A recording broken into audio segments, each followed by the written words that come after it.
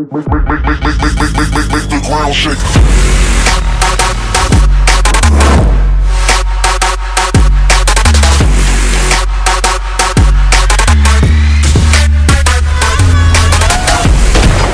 All right, folks. So we're out here at the beautiful tire range, and I have this guy with me.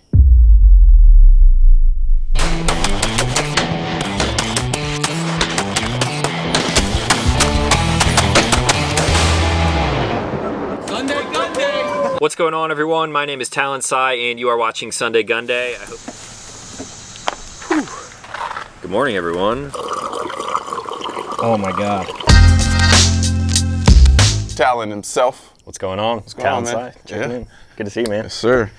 So this is a long time coming. We've been meaning to get together and do some content together, and so I just got back from Utah, from a rifle and pistol course, and hit me up, and he's like, "Hey, you gonna be in town?" I was like, "Well, actually, yeah, I'm gonna be in town." Yeah. So decided to link up.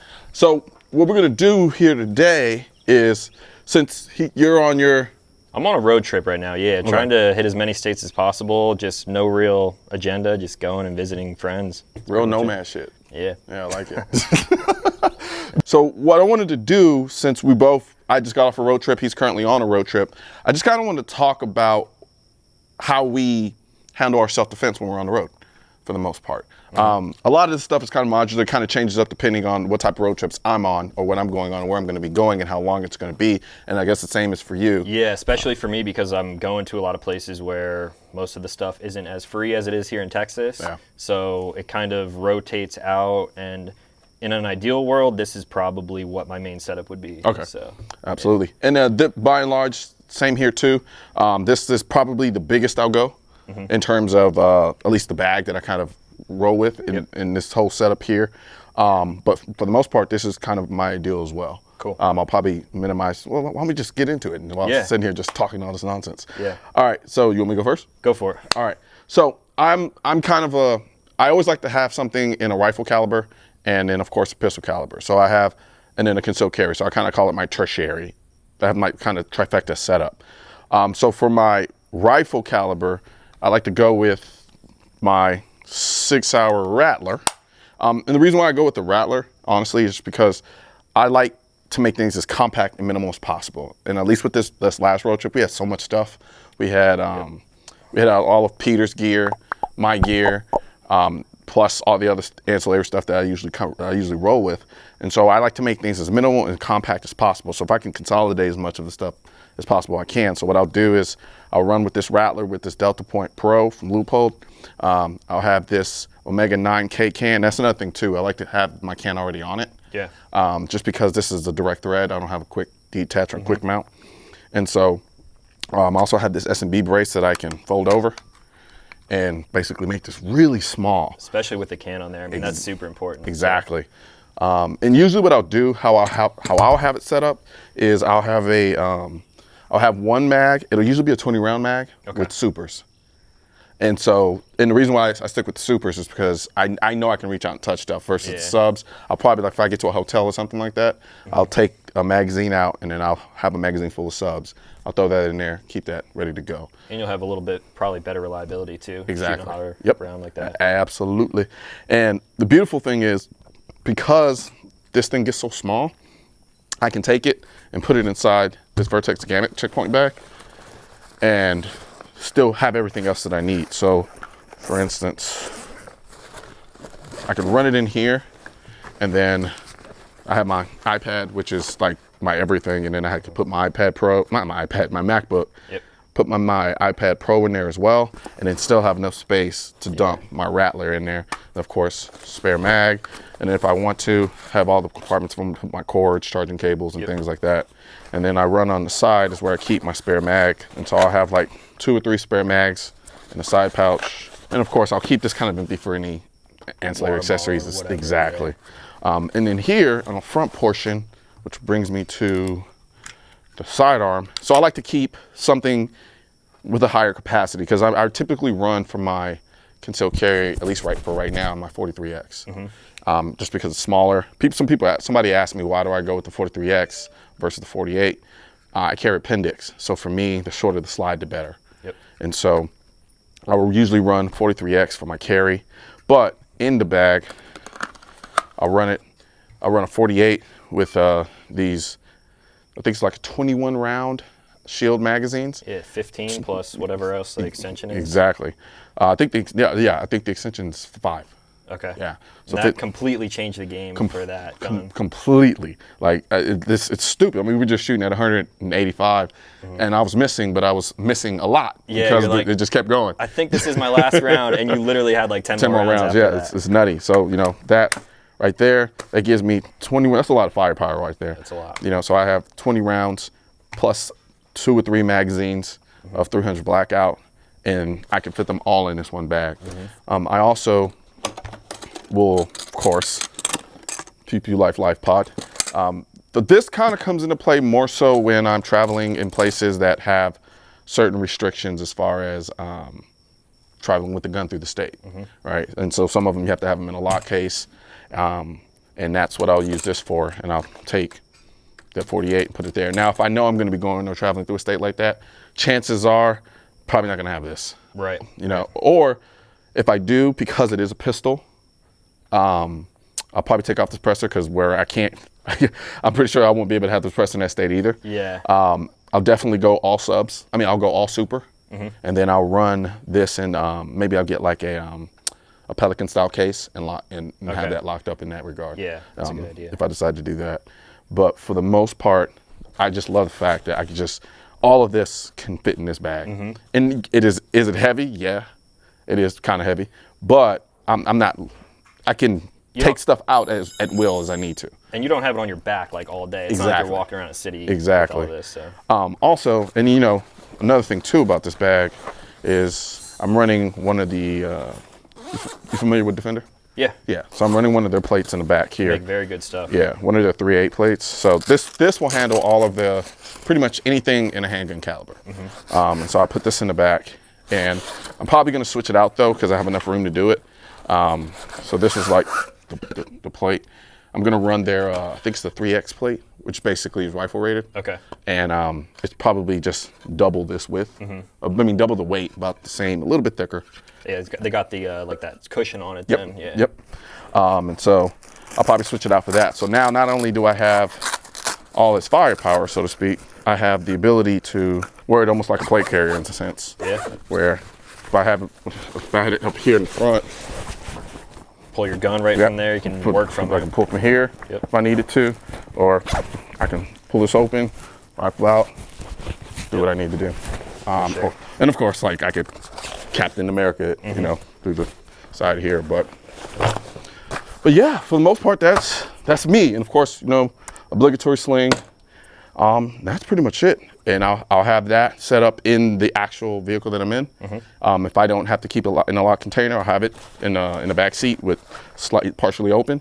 So if I need to, all I do is reach back there, grab what I need, or go to whatever I have on my body. And that's pretty much it. Cool, man. Yeah. What about you? What you got? So it's funny because we didn't plan this at all. I literally just showed up here today and we came up with this idea on the spot, and my setup is very, very similar to yours. It differs in a little bit because of how I'm traveling. So I'm traveling around in basically a converted Sprinter van, and to me it's more like a house. Yeah. So because of that, typically I carry a 43X. I actually just released my signature pistol, 43X. It's awesome. I love it so much, but I can't have a light. So in that situation, when I'm in bed at night, I want to have a light on my gun. So I just went back to the good old standard Glock 19. So I'm running an Inforce APLC on here, which some people may have issues with, but this one has held up for me pretty damn well. Mariglow night sights, that way I can see that in the night. Honestly, I don't even use the iron sights. They're just there so I can spot the gun next to me. Gotcha. And then RMR, I think it's an RMO 9, so 1 MOA dot on top there, and pretty damn accurate. I actually haven't shot this gun in a little while. This is like what I use for training events and everything like that, but it was good to actually bring it out here and shoot it again. Yeah, today. You nailed it. You nailed it at 185, so. Yeah, after a few rounds. Shit, you're good to go as far as I'm concerned. Yeah, so that is that. Because I'm in my van, that will typically ride locked in a box. Again, depending on what state I'm in, where I'm going, things like that. I can have it out. So at night, I'll typically leave it in my life pod. See, it's funny because I brought this, like we talked about, I lock it up when I'm going to states where it's frowned upon to have something like that. So for those that don't know, sorry to interrupt. No, go for it, go for it. So the life pod is, what a lot of people don't realize is, it was pretty much my idea. Was it? Yeah. So I was talking with the guys at Vaultec, and I'm like, yo, like, because I had come up with the Signature Series slider. And then I had some of their other stuff, the VTI series, which is freaking dope. I love them. And they're tanks. The problem is they're tanks.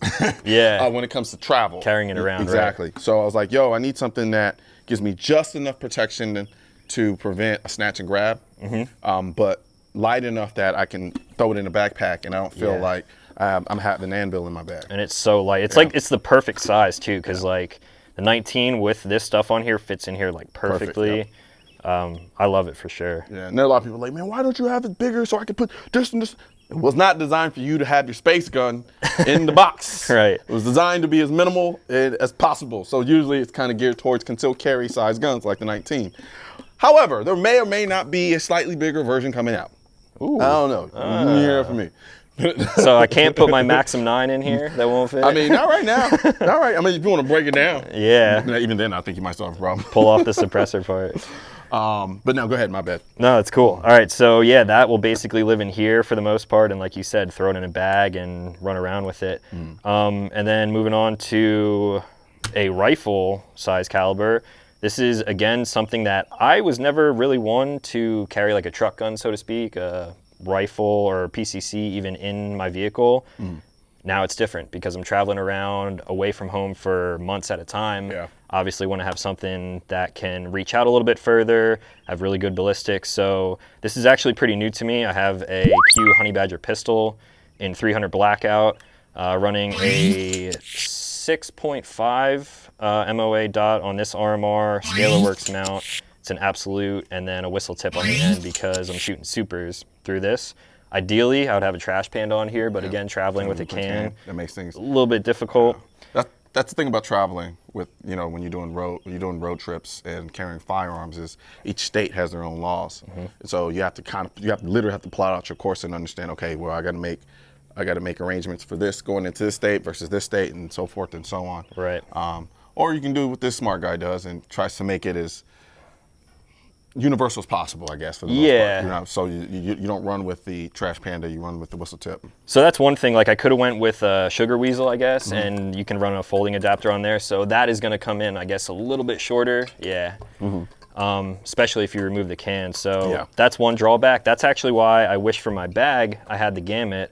I'm running the Vertex EDC Ready Pack, and this is my go-to for all that stuff. We can get into that. Okay. So yeah, whistle tip because I'm running supers in this. It's been reliable and pretty damn accurate. I mean, I literally just zeroed this today, and we're dinging 185 all day. So that's cool. Also, pistol version on this, I would prefer an SBR. I actually have a Noveske N4 PDW, or like the Ghetto Blaster. That is in SBR form, but again, can't travel with an NFA item. Yeah, So, traveling with the SBRs sucks. Yeah. So then the bag, Vertex EDC Ready Pack. I just have some ears. I actually don't have medical in this bag, which I wanted to ask you that too. I got a ton of medical in the van because that's where I'm working out of. So I actually have a separate bag. I have a small little bag with all my medical in it. Me as well. If I wanted to, I can just dump it in here. But usually I just keep it in the interior of the car. Yeah, me too. So I keep my ears and actually like 2 individual IFAKs, tourniquets, and all that stuff in the van. And then in the bag, I mean, typically I'm running the same stuff. I have my MacBook and my iPad Pro because that's what I do all my editing and photo stuff with.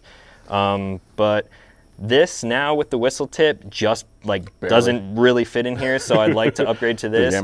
This was an exclusive in the black multicam. You can get this in solid colors. Yeah. But in this black multicam, it's fire, dude. Yeah. Big Daddy Unlimited. Yeah. Big Daddy Unlimited. I gotta match the van, so I need some kind of black multicam. But it's I may or may not trade you.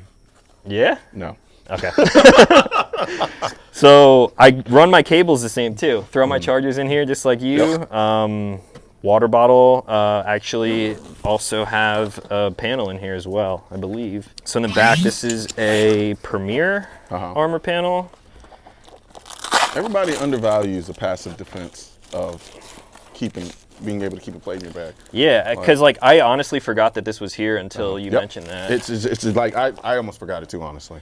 So without digging that out of here, it's black multicam, which doesn't matter, but it's also kind of cool at the same time. You know, as dude. long as you know. Yeah, I like the aesthetics. I mean, that's why you and I are pretty similar in a lot of ways. And other than that, that's pretty much my whole setup, man. Nice. Yeah, man. So a lot of people wonder, like, why are you running around with all of these rifles and guns and stuff? It's like, when you're traveling and you find yourself, especially when you're driving through places like that are really expansive, like Wyoming, Texas. I mean, you can go hours and not see anything, right?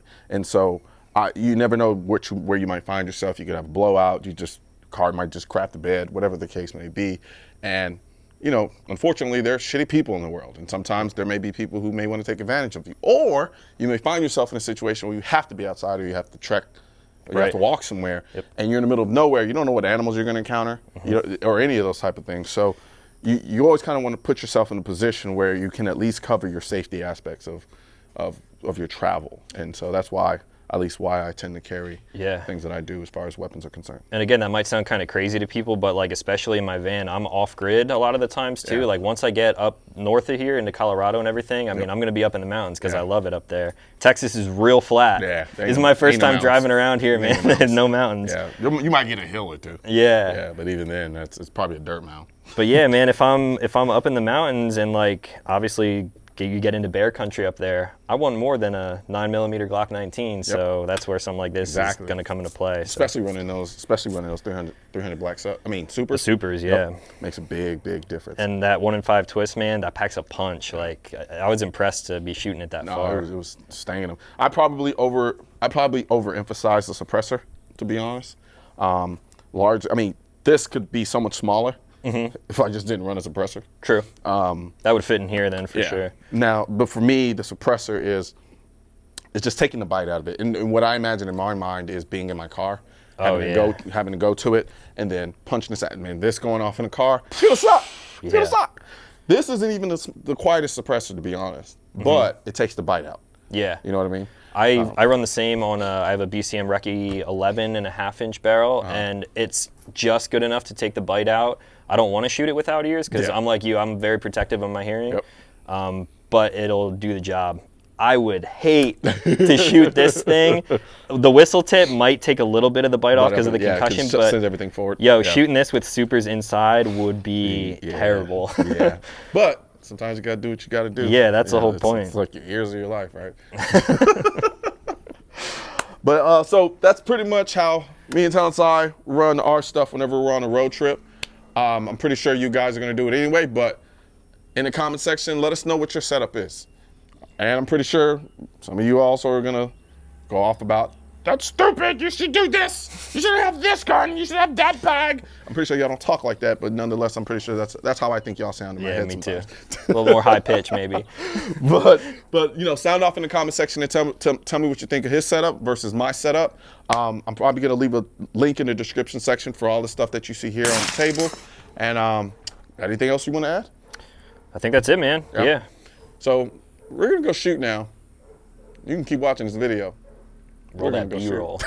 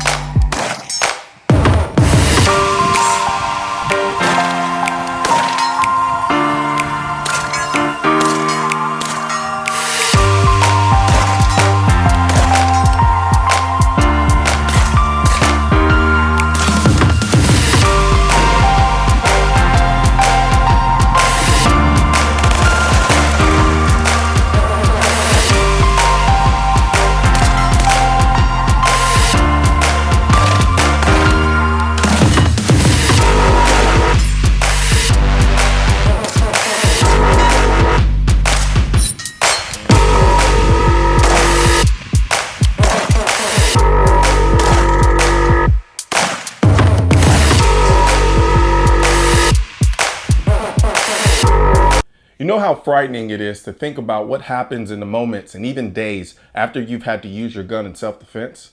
When you first start carrying a gun for protection, it can be scary thinking about the psychological effects, potential jail time, and the court costs associated with the self-defense shooting. I've been there myself, hoping I never have to go through it, which is why I use concealed carry insurance with USCCA.